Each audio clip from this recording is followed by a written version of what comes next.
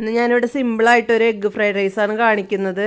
അധികം സാധനങ്ങളൊന്നും നമുക്ക് ഇതിന് ആവശ്യമില്ല. പിന്നെ ചോറ് നമുക്ക് ആദ്യം തന്നെ വേവിച്ചൊക്കെ ഉണ്ടെന്നുണ്ടെങ്കിൽ പണി എളുപ്പമാണ്. ഫ്രിഡ്ജിൽ ഒരു നല്ല എയർ ടൈറ്റ് കണ്ടെയ്നറിലാക്കി വെച്ചിട്ടുണ്ടെങ്കിൽ നമുക്ക് ആവശ്യമുള്ളപ്പോൾ എടുത്തിട്ട് ഫ്രൈഡ് റൈസ് ഉണ്ടാക്കാം. അല്ലാന്നുണ്ടെങ്കിൽ അപ്പം തന്നെ ഉണ്ടാക്കിയിട്ട് ഒന്ന് തണുപ്പിച്ചിട്ട് ഉണ്ടാക്കിയെടുക്കാൻ പറ്റും. ചൂടോടെ തന്നെ ഉണ്ടാക്കുമ്പോൾ അത് ആകെ ഒട്ടിപ്പിടിച്ചൊരു കട്ട പോലെ ആയി കിട്ടും. അതുകൊണ്ടാണ് ആദ്യം തന്നെ വേവിച്ച് വെക്കണമെന്ന് പറയണത്. അപ്പോൾ എനിക്കൊരു പുതിയ ചാനലിലൂടെ ഞാൻ സ്റ്റാർട്ട് ചെയ്തിട്ടുണ്ട്. ഈസി ആർട്ട് ആൻഡ് ക്രാഫ്റ്റ്സ് എന്നാണ് അതിൻ്റെ പേര്. അപ്പോൾ എല്ലാവരും അതും കൂടെ ഒന്ന് സബ്സ്ക്രൈബ് ചെയ്യണം, മറക്കരുത്. പിന്നെ ഈ ചാനൽ ആദ്യമായിട്ട് കാണുന്നുണ്ടെങ്കിൽ സബ്സ്ക്രൈബ് ചെയ്യുക, അടുത്ത് കാണുന്ന ബെല്ലൈക്കൺ കൂടെ ഒന്ന് പ്രസ് ചെയ്യുക. അപ്പോൾ പുതിയ പുതിയ വീഡിയോസൊക്കെ ഇടുമ്പോൾ നോട്ടിഫിക്കേഷൻസൊക്കെ നിങ്ങൾക്ക് അപ്പം തന്നെ കിട്ടും. ഞാനിവിടെ 1 കിലോ ബസ്മതി റൈസാണ് എടുത്തിട്ടുള്ളത്. കുറച്ച് നേരം വെള്ളത്തിൽ കഴുകിയിട്ട് ഇട്ട് വെക്കുക. ആ സമയം കൊണ്ട് നമുക്ക് 3/4 പാത്രം വെള്ളം വെച്ചിട്ട് ഉപ്പും ഓയിലും ഒഴിച്ചിട്ട് ചോറ് നമുക്ക് വേവിച്ചെടുക്കണം. നന്നായിട്ട് വേവരുത്, അത്യാവശ്യത്തിന് മാത്രം വെന്താൽ മതി. അതിന് ശേഷം ഒരു ചീനച്ചട്ടി വെച്ചിട്ടുണ്ട്. അതിലേക്ക് കുറച്ച് ഓയിൽ ഒഴിച്ചു കൊടുക്കുക.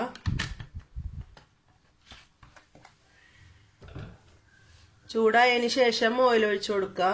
എന്നിട്ട് തീയൊന്ന് മെല്ലെ കൂട്ടിക്കൊടുക്കുക. ഇതിലേക്ക് ഞാൻ കുറച്ച് ക്യാരറ്റ്, ക്യാപ്സിക്കം, പച്ച ക്യാപ്സിക്കമാണ് ഞാൻ ഇവിടെ എടുത്തിട്ടുള്ളത്. പിന്നെ കുറച്ച് ബീൻസ്, ഇത്രയാണ് എടുത്തിട്ടുള്ളത്. അപ്പം ഈ ചൂടായ ഓയിലിലേക്ക് നമുക്ക് ഇതൊന്ന് ഇട്ടിട്ട് ജസ്റ്റ് ഒന്ന് വഴറ്റി കൊടുക്കണം. അധികം ഇങ്ങനെ കളറൊന്നും മാറേണ്ട ആവശ്യമില്ല. ഒന്ന് ജസ്റ്റ് ഒന്ന് വഴറ്റി കൊടുത്താൽ മതി.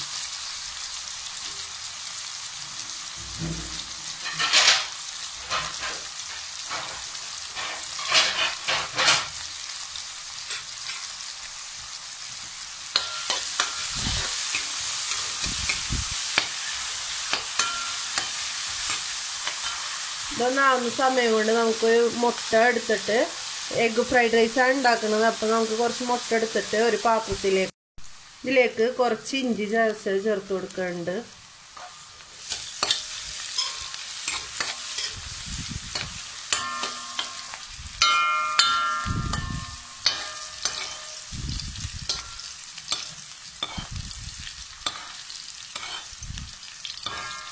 ഇതൊരു സൈഡിലേക്ക് നമുക്ക് നീക്കി വെക്കാം. നമുക്ക് മുട്ട പൊട്ടിച്ചൊഴിക്കാം. വേണമെങ്കിൽ മുട്ട നമുക്ക് വേറൊരു പാത്രത്തിൽ ഒഴിച്ചിട്ട് ഉപ്പിട്ടിട്ട് ഇളക്കിയിട്ടൊക്കെ ചെയ്യാം. ഞാൻ ഇതിലേക്ക് തന്നെ പൊട്ടിച്ചൊഴിക്കുന്നു.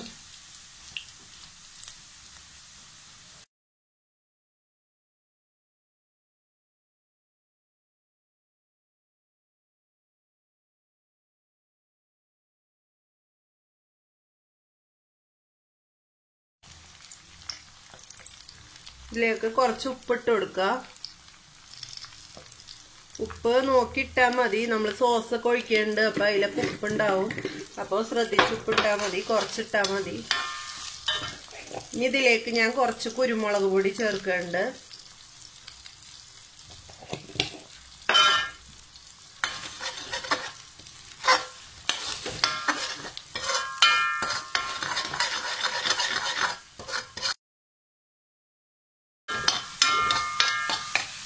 ചിക്കി എടുത്തതിന് ശേഷം നമുക്ക് ഇതെല്ലാം കൂടെ മിക്സ് ചെയ്യാം. ഇതിലേക്ക് ഞാൻ കുറച്ച് ചില്ലി സോസ് ഒഴിക്കുന്നുണ്ട്. 1 ടേബിൾ സ്പൂണൊക്കെ ഒഴിക്കാം.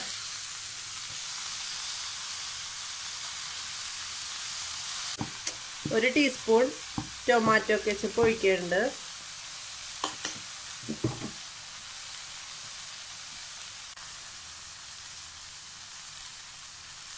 സോയാ സോസ് ഒരു 2 ടേബിൾ സ്പൂണോളം ഒഴിക്കുന്നുണ്ട്.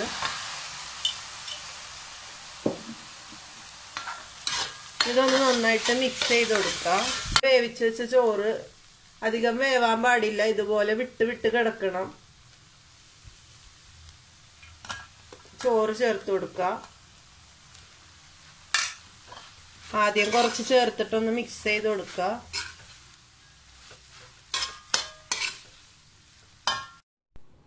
ഇനി ബാക്കിയുള്ള ചോറും കൂടെ നമുക്ക് കുറേശ്ശെ ചേർത്തിട്ട് മിക്സ് ചെയ്ത് കൊടുക്കണം.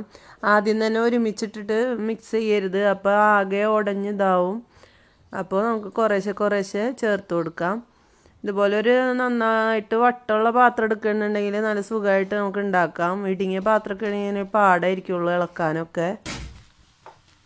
പിന്നെ കുറച്ച് കുരുമുളക് പൊടിയും കൂടെ ഞാൻ ഇതിൻ്റെ മേലേക്ക് ചേർക്കുന്നുണ്ട്.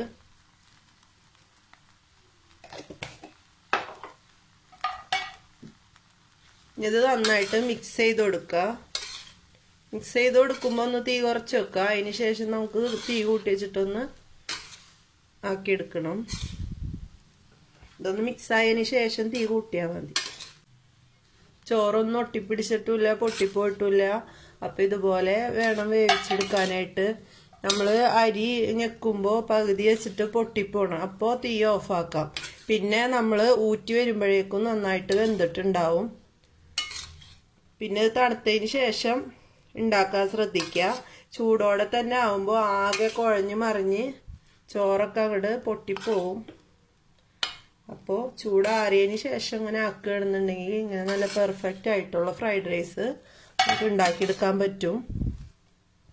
നല്ല ഈസിയാണ്. നമുക്ക് ചോറൊക്കെ വേവിച്ചത് ഫ്രിഡ്ജിൽ ഉണ്ടെന്നുണ്ടെങ്കിൽ പെട്ടെന്ന് തന്നെ നമുക്ക് റെഡിയാക്കി എടുക്കാൻ പറ്റും. ഒരു 10 മിനിറ്റ് പോലും വേണ്ട ഇത് റെഡിയാക്കാനായിട്ട്. എല്ലാവരും ഒന്ന് ട്രൈ ചെയ്ത് നോക്കുക. വീഡിയോ ഇഷ്ടമായാൽ ലൈക്ക് ചെയ്യാനും ഷെയർ ചെയ്യാനൊന്നും മറക്കരുത്. ചാനൽ ഇതുവരെ സബ്സ്ക്രൈബ് ചെയ്തിട്ടില്ലെങ്കിൽ ഒന്ന് സബ്സ്ക്രൈബ് ചെയ്യണം. പിന്നെ ഞാനൊരു പുതിയ ചാനൽ തുടങ്ങിയിട്ടുണ്ട്. അതിൽ ക്രാഫ്റ്റൊക്കെയാണ് ഞാൻ ഇടുന്നത്. ഇപ്പോൾ 2 വീഡിയോ അപ്ലോഡ് ചെയ്തിട്ടുള്ളൂ. മിനിഞ്ഞാന്നാണ് തുടങ്ങിയത്. അപ്പോൾ ഈസി ആർട്ട് ആൻഡ് ക്രാഫ്റ്റ്സ് എന്നാണ് അതിൻ്റെ പേര് ചാനലിൻ്റെ. അപ്പോൾ എല്ലാവരും ഒന്ന് സബ്സ്ക്രൈബ് ചെയ്യണം.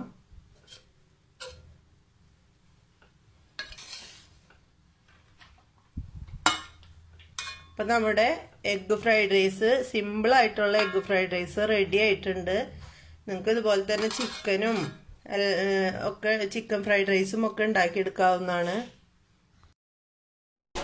പിന്നെ എൻ്റെ പുതിയ channel easy art and crafts എന്നുള്ള ചാനൽ മറക്കാതെ സബ്സ്ക്രൈബ് ചെയ്യണം. എന്നിട്ട് അതിൻ്റെ അടുത്ത് കാണുന്ന ബെല്ലൈക്കൺ കൂടെ ഒന്ന് പ്രസ് ചെയ്യണം. അപ്പോഴേ പുതിയ വീഡിയോസിൻ്റെ നോട്ടിഫിക്കേഷൻസ് നിങ്ങൾക്ക് കിട്ടുള്ളൂ. താഴെ ഞാൻ ഡിസ്ക്രിപ്ഷനിൽ ലിങ്ക് കൊടുക്കുന്നുണ്ട്, മറക്കാതെ ചെയ്യണം.